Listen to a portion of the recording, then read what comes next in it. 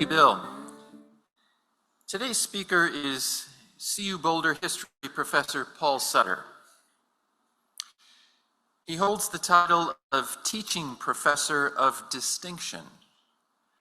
Teaching Professor of Distinction is a title reserved for professors who have been exemplary teachers and members of the university community. I know that he is an exemplary teacher because I've recently audited 2 of his courses and they were both great. Professor Sutter specializes in U.S. history and global environmental history. He's a former chair of the CU Boulder History Department. He's an accomplished author and has received major fellowships from the Smithsonian Institution, the National Endowment for the Humanities, and the Rachel Carson Center for Environment and Society, to name a few. His topic today is Western Water, John Wesley Powell's predictions. John Wesley Powell is famous for his 3-month river trip in 1883 down the Green and Colorado rivers, which included the first U.S. government-sponsored patch through the Grand Canyon. No other American city saw more of its middle. After that expedition, Powell wrote and spoke extensively about water, or the lack of water, in the western United States. Why did we have to do this? Urged Congress to prevent monopolization of water and proposed strict water conservation measures. Would that we had heeded his warnings. Please give a warm welcome to Professor Paul Sutter.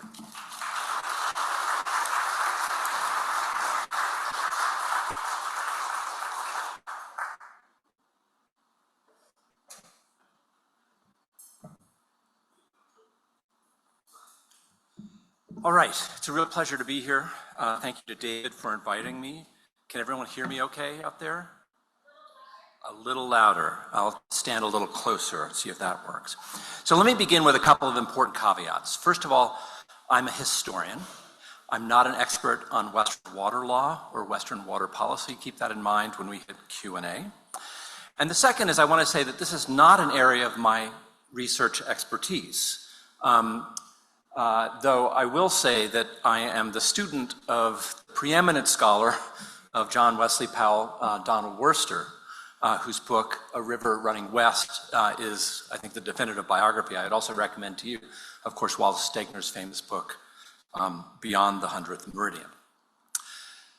But before getting to Powell, I want to begin with this gentleman, William Gilpin, who was the first territorial governor of Colorado and an avid proponent of manifest destiny. So sanguine was Gilpin about the future of the West and of Denver and the Great Plains in particular, that he believed the region once densely settled would become the next great seat of civilization. He knew the West was arid. He was preaching against a then common thought that the West, particularly the Great Plains, was the great American desert.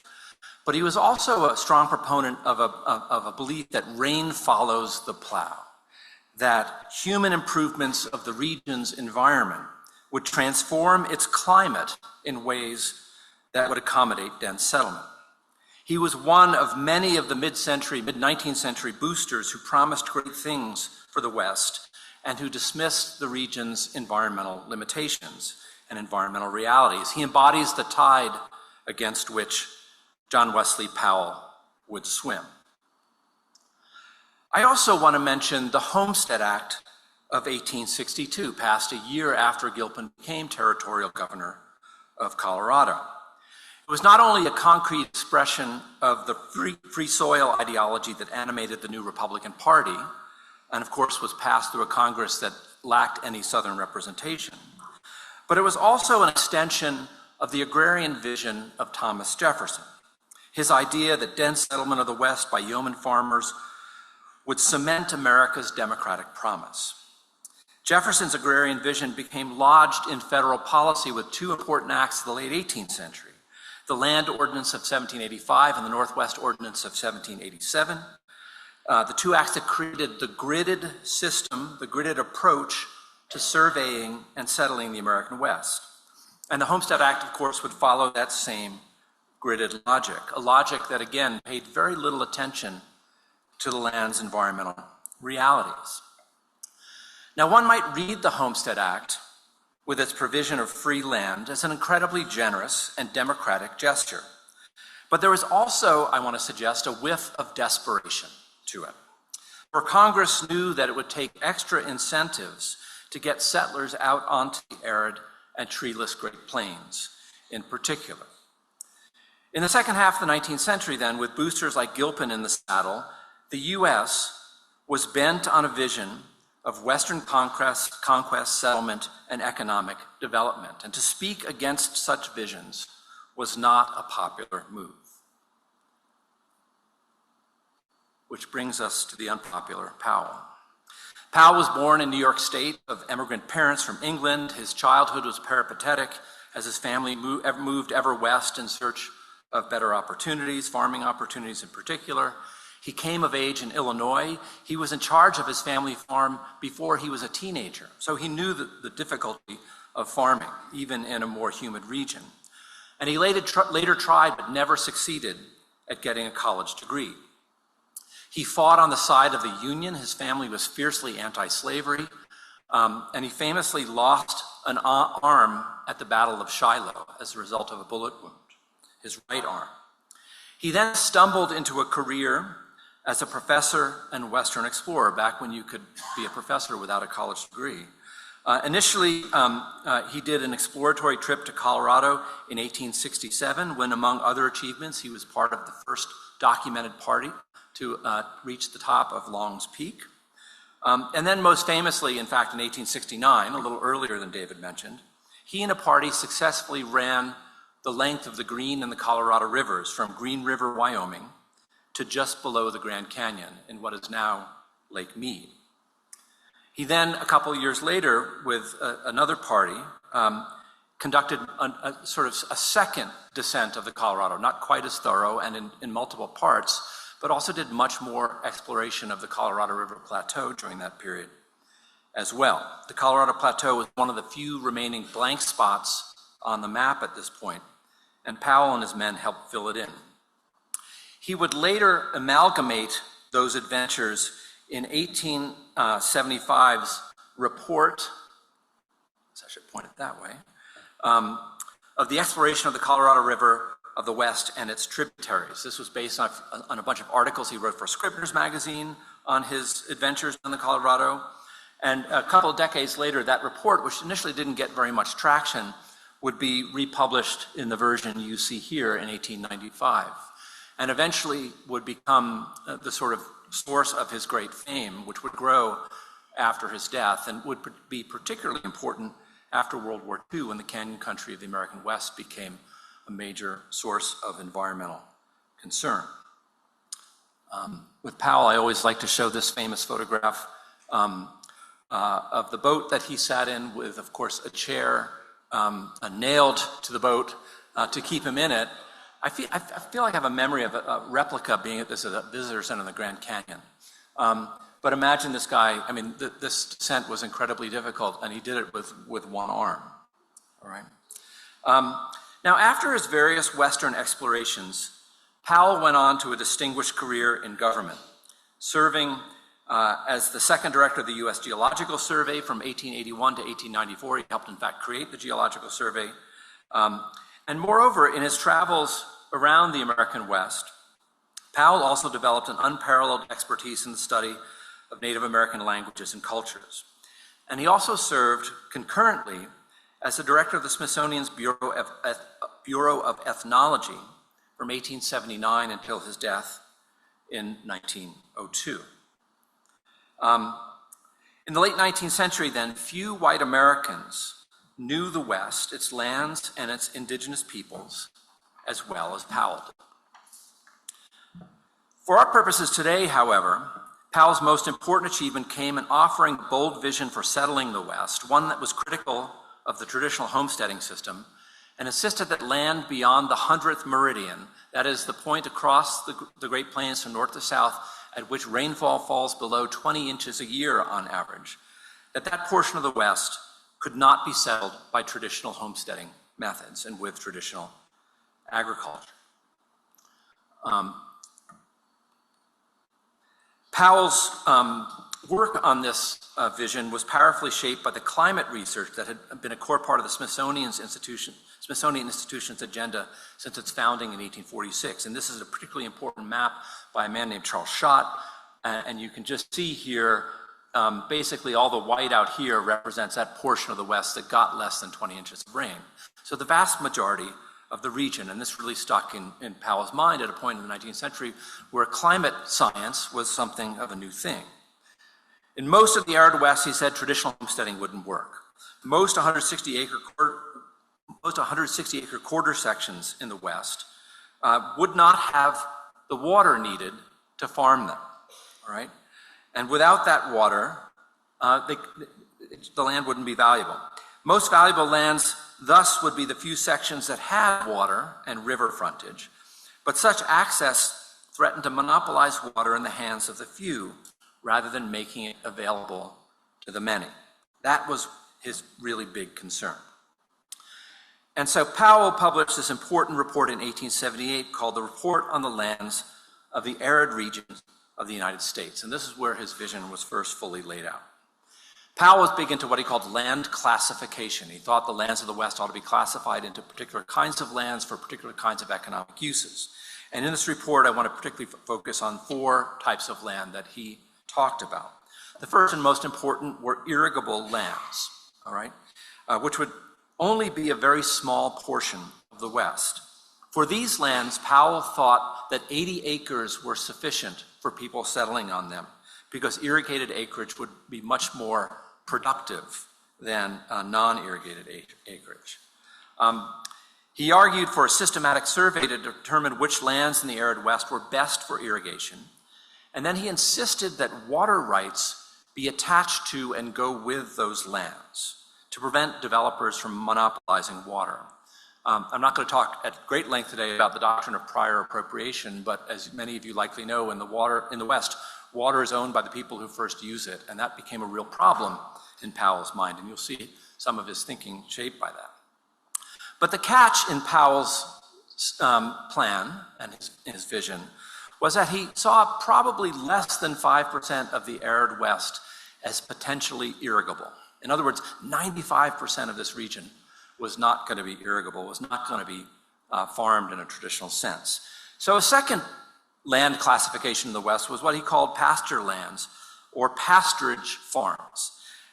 Lands that were chiefly valuable for grazing, which he argued ought to be given out to homesteaders in chunks of 2,560 acres, the equivalent of 4 sections, or 16 times as much land as the traditional 160-acre homestead, all right?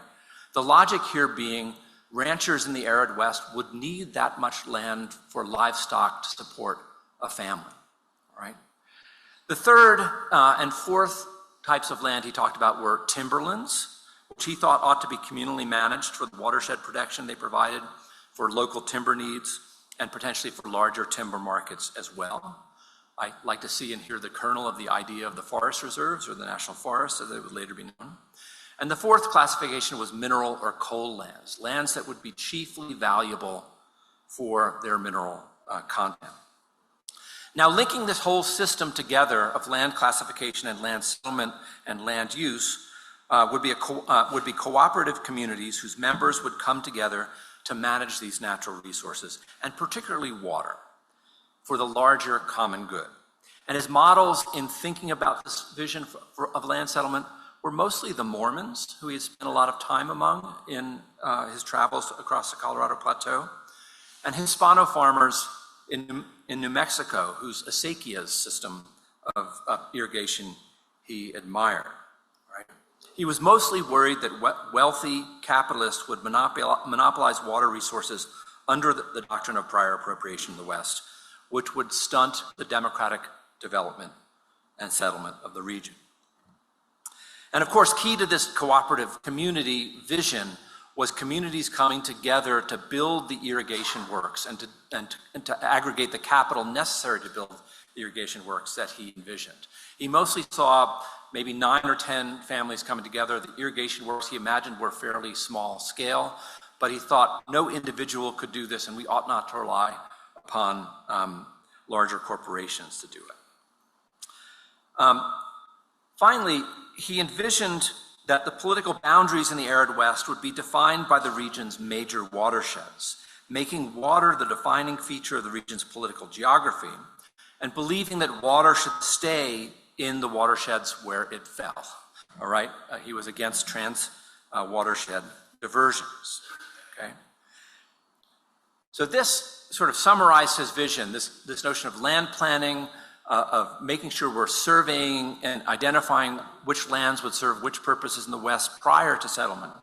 All of it summed up in what he called watershed democracy. Right?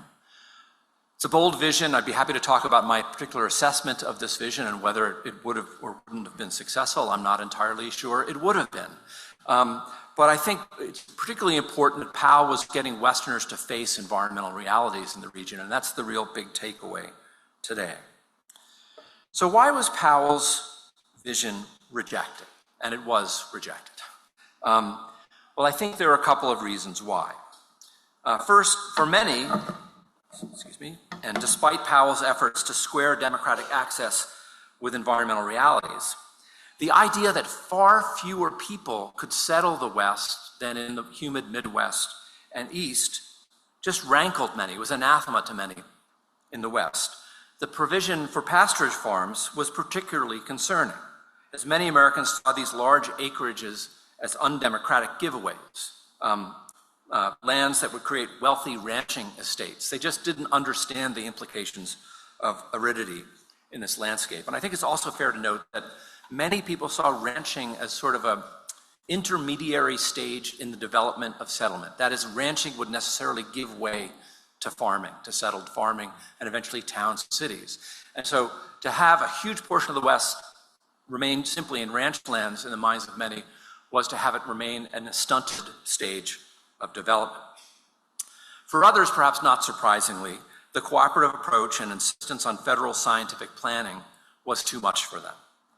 There were powerful economic interests who had distorted the General Land Office land disposal system to their benefit, and some saw Powell's vision as distinctly anti-capitalist.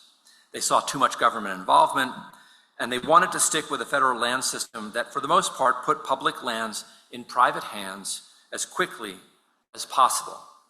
Now, the irony here, I think, was that while Powell called for federal planning and oversight, he really envisioned community rather than government control in the West. And the system of water development that would eventually prevail in the region would be even more government-centered than the one he envisioned. Another reason his vision failed was what we might call political boosterism and the system of territories and states, which also played a role. Not only did many Western boosters, the inheritors of Gilpin's vision, not want to accept environmental realities, but as new territories and states came into the Union, those who lived there and the politicians who represented them wanted them to develop. They weren't willing to accept a vision of their territories that would be dominated by ranch lands and timberlands and mineral lands with only small nodes of irrigated agricultural settlement. All right? Now, Powell did manage to convince Congress in the late 1880s to fund an irrigation survey that he hoped would be a prelude to the kind of settlement he envisioned. But in doing so, Congress, for a variety of reasons, withdrew all potentially irrigable lands from settlement for several years while the planning was taking place.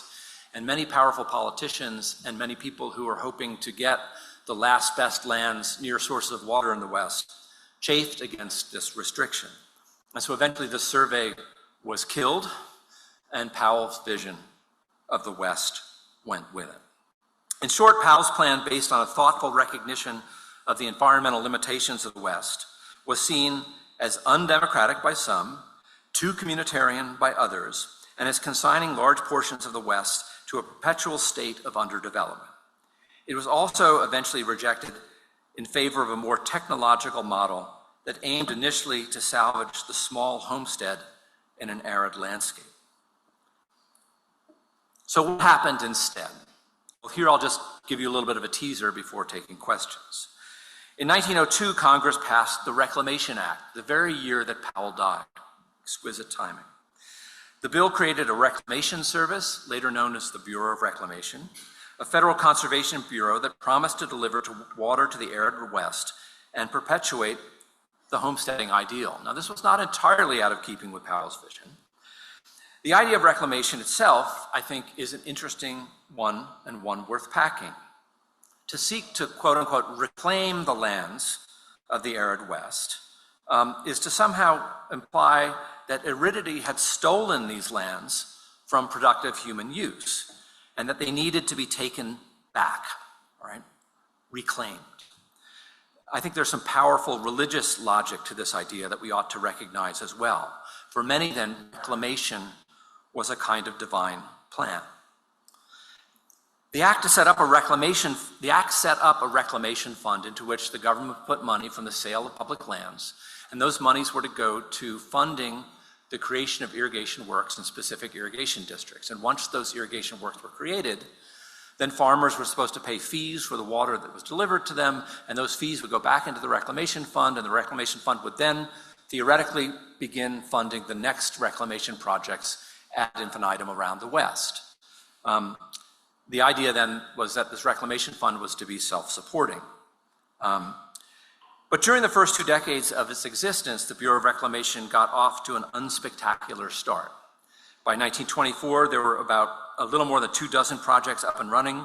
Most of them were only marginally successful, and the biggest problem was that farmers were not paying back the money that they were supposed to for the water that was being delivered. And to make a long story short, it was at this moment that the Bureau of Reclamation pivoted to a strategy of giant dam building. So why did the Bureau of Reclamation continue? Or to paraphrase a question that the great writer of Western Water, Mark Reisner, asked, why was the federal government so willing to pay so much money to irrigate so little land whose benefits accrued to so few people? The answer in many ways was a continuing attachment to that Western booster and democratic vision of Western settlement. And so I want to end just with 2 slides very quickly. And I wish I had more time to spend on these, but I don't, and I don't know why we're not going to them. Can you just see? There we go. So the first one you may recognize as a map of the results of what's called the Colorado River Compact of 1922, which divided the Colorado River into upper and lower basins. It was, to make a complicated story short, a compact that allowed for the construction of Hoover Dam, while also reserving a large portion of the water in the Colorado River for the upper basin states. Under that doctrine of prior appropriation, a lot of people in the upper basin were concerned that with the creation of Hoover Dam, all of the Colorado River's water would be appropriated in the lower basin states. So that it reserved water for the upper basin states, allowed for the creation of Hoover Dam. And it's this mechanism that is at the heart of battles over the Colorado River and its diminishing water today. And I should say the estimate of how much water flowed annually in the Colorado River was exaggerated in that initial assessment quite dramatically, and it's only declining with climate change. And the other slide I just want to end with, true to my advisor's work, is of course the Dust Bowl. This is a dust storm on the Texas plains in the 1930s. And I think if John Wesley Powell had been alive to see what happened on the southern plains in the 1930s, he would have seen it as a clear example of what happens when settlers move into an arid region, not paying attention to the environmental realities of that region. So I will end there. I'll be happy to take your questions. Thank you for your attention.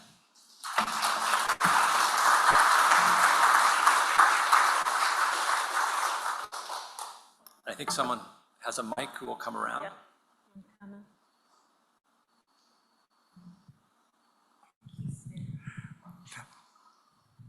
Thank you for that wonderful piece of history. Many times when you think about mistakes that America has made, you think of other countries' healthcare systems have done it better. Are there any examples of other countries facing this issue? Australia's got dryness or what have you, to which we could make comparisons of whether or not our system was better than theirs? It's a really excellent question. I'm not sure I'm that well equipped to answer it in some ways, but let me say a couple of things about that question.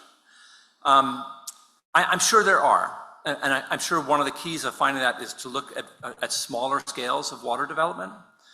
But it's also the case that this sort of modernist or even high modernist brand of water development would become an incredibly attractive path for development across the 20th century, and particularly in the post-war years.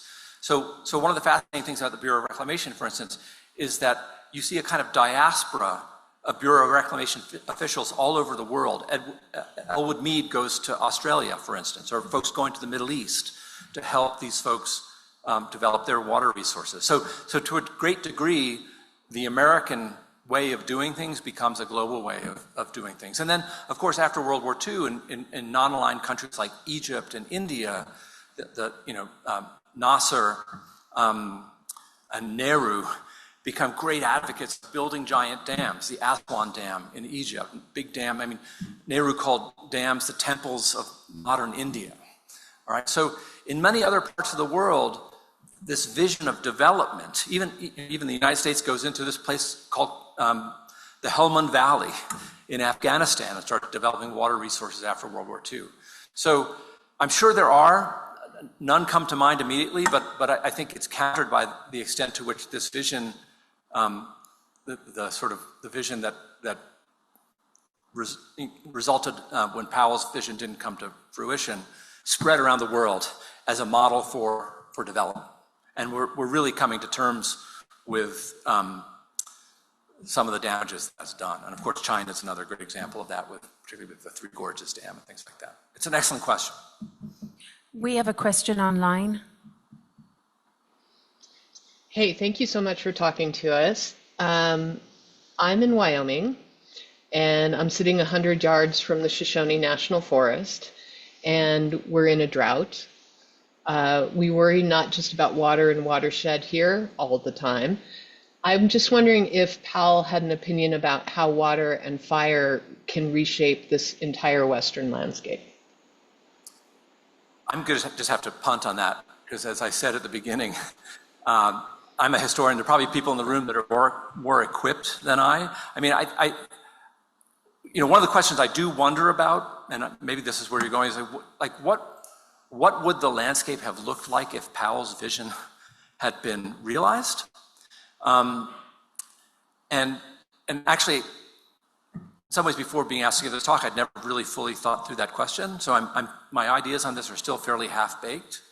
I think one thing to say is that the failure of Powell's vision is in some ways reflected in what I see to be one of the great sort of institutions of this nation, which is our public lands. The fact that in the end, so much of the American West was unsettleable. And as a result, we have national forests. We have, as a result of the Taylor Grazing Act of the 1930s, which came effectively in the midst of the Dust Bowl, we have Bureau of Land Management lands.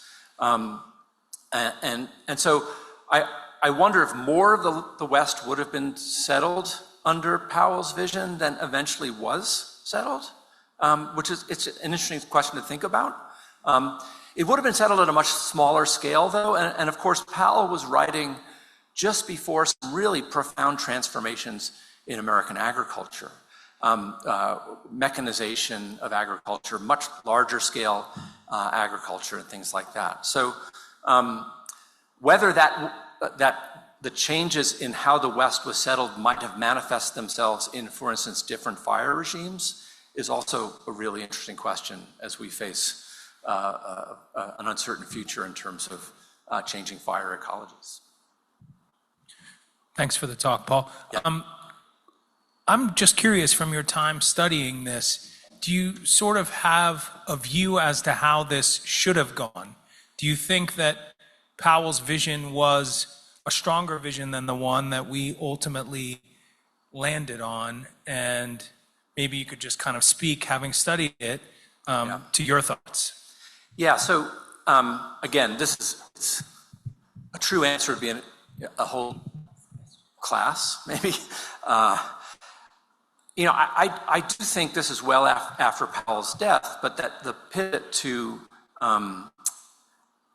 big dam building as the dominant form. I mean, so in some ways, big dam building becomes a way of justifying the money-losing proposition of this older form of reclamation. And I think the initial vision of reclamation was not too far afield from what Powell was after. It didn't have the communitarian dimensions to the extent that his did.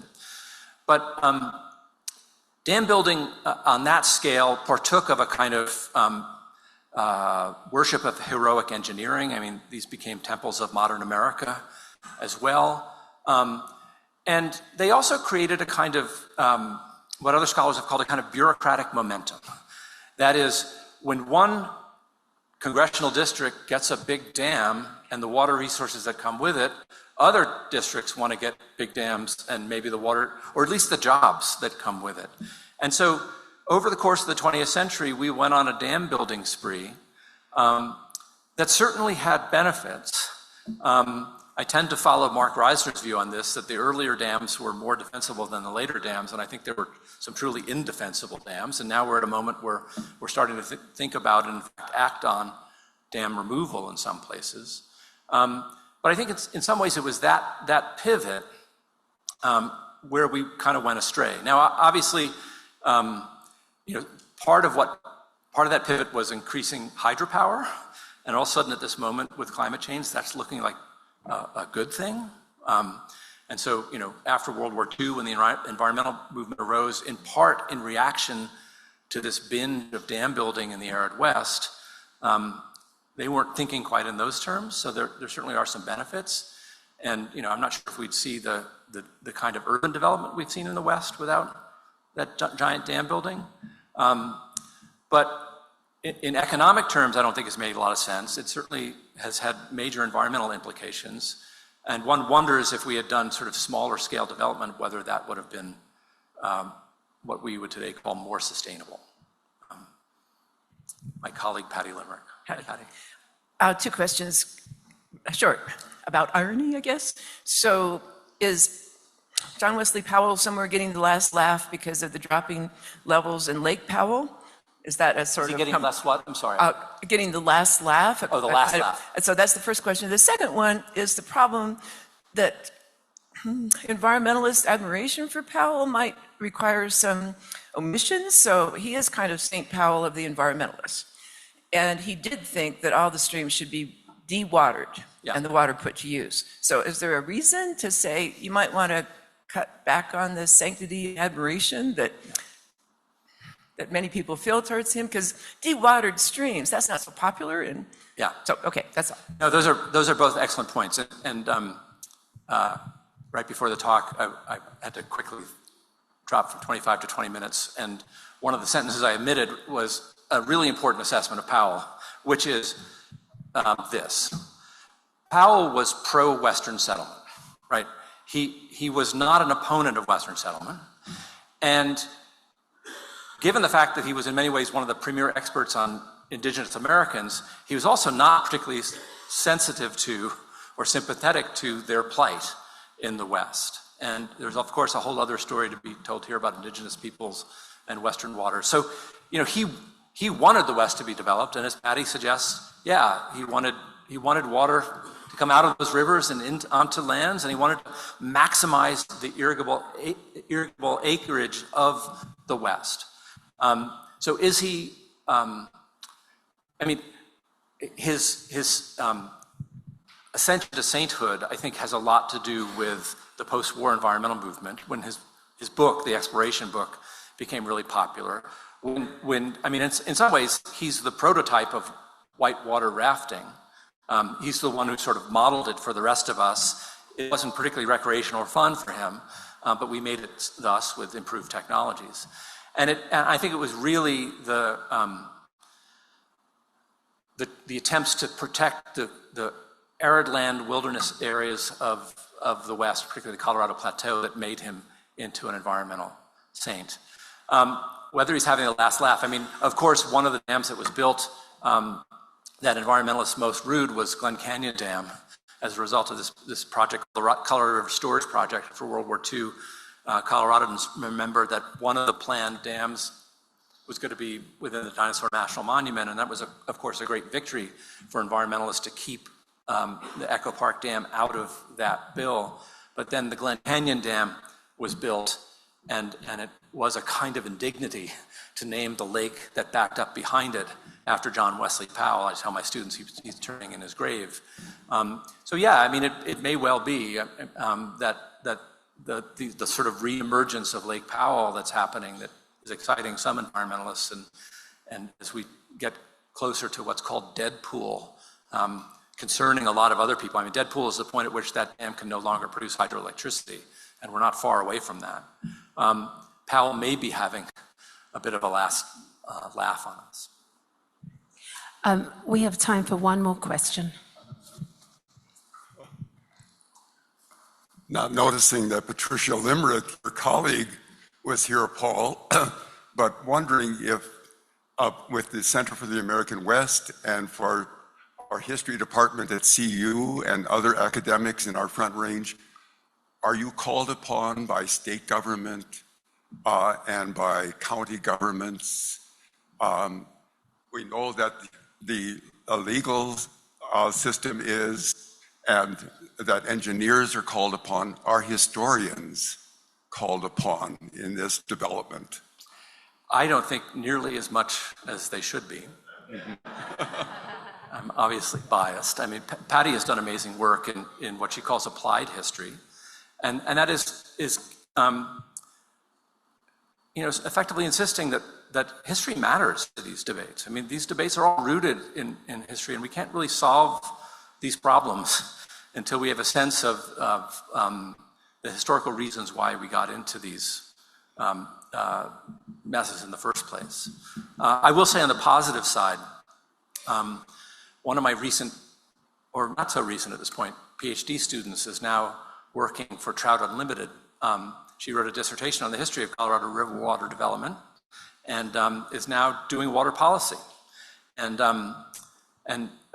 if you'll indulge me, I had a great conversation with her boss when she was being hired, and it was just one of these moments, and her boss was a little bit too frank maybe, and she said to me on the phone while I was doing a reference for her, she said, well, I really expected to hire a lawyer. There's something about Sarah that's really interesting, but I have a few questions for you, because I just want to know if she's the right person.